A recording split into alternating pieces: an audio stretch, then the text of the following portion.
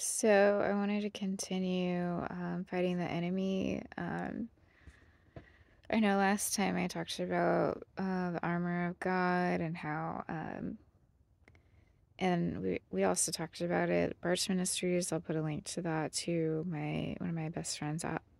One of my best friends, Alex, did a really good study on the armor of God, and I added a bit at the end. But I think I'll mostly do joint Bible studies after this point.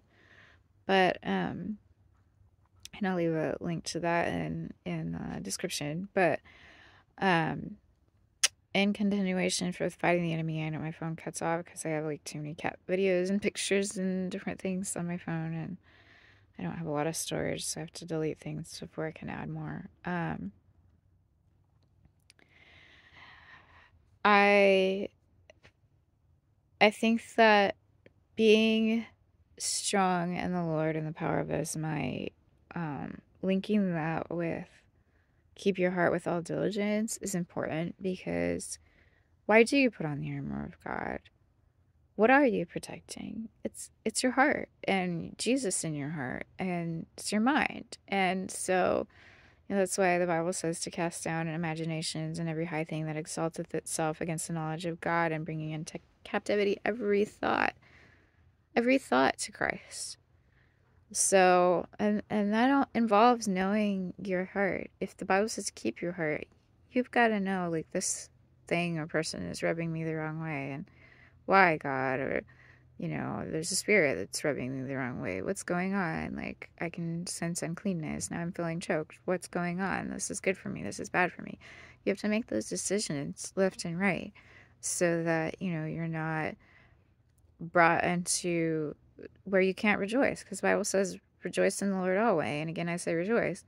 You don't want to have a fake rejoicing. You don't want to have a surface level rejoicing. You want to have a real rejoicing in the Lord. And if a lot of things are upsetting you, you need to figure out why and do something about it and be honest with yourself and realize that the battle is hard.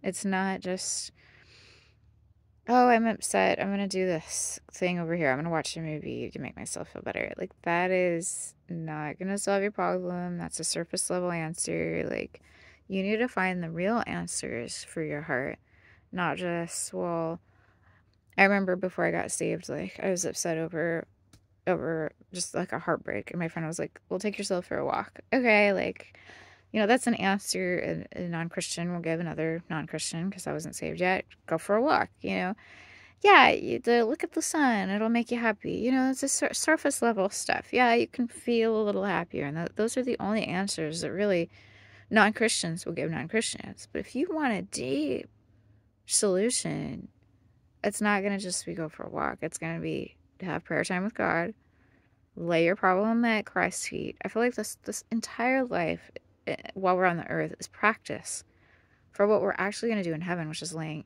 everything at His feet. We're not going to be in pain or upset in heaven. Like, everything will be laid at His feet. And the more you can practice laying things at Jesus' feet in prayer, the less everything is going to upset you, and that you're going to try to run to like surface level things to solve deep problems. To solve deep, deep problems. Don't just try to make yourself happy. Actually put on the armor of God. Actually pray things through. Actually have deep, deep, deep conversations with God. Because those conversations will bring you through it all. He says He will prepare us for every good word and work. But He can't prepare you if you're not listening. You need to listen. He can't prepare you if you're not praying, if you're not open to it.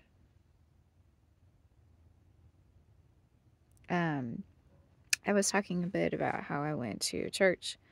I ended the video with how I went to a church, and I was trying to solve my life by going to the right church, meeting the right person. I went to a good church that knew good Bible doctrine.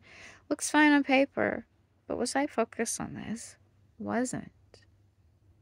I was still doing what non-believers do. I was trying to solve issues here by physical things, driving, moving, doing this, doing that, getting a job. I remembered I was working in a group home for developmentally disabled, and I told my dad, "Oh, I'm practicing to become a mother or do this or that. Practicing, you know, surface level stuff that I thought would end up leading to me being more responsible, being more happy, but not really addressing deep things, not taking long enough time to pray and really come to the best conclusions from my life. I came to some conclusions, and I learned a lot when I moved down to Southern California. I won't say I didn't, but you have to pray things through and really just wait on God's response. One of my best friends, Jim, said, you know, pray and wait and listen with good intentions. Be still and listen. You know, I had my prayer life before I moved down to Southern California many years ago was just blah, blah, blah, blah, blah, blah, blah, blah.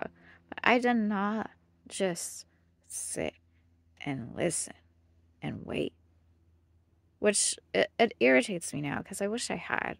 I'm like admitting a fault that I had. But if you wait on the Lord, it's like a two-way conversation. Like, one, you're talking, two, you're waiting so he can talk too. You don't just talk to your friends' ear off, and you don't just listen to all your friends. You do both. You talk and you listen. Make sure your prayer is at least equal like that, where you're not just the one talking, or you're not talking at all and you're just listening. You need to do both.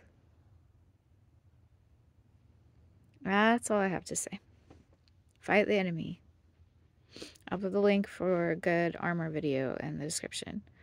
And I believe that my videos will be joint from now on. So just keep looking at the link I sent.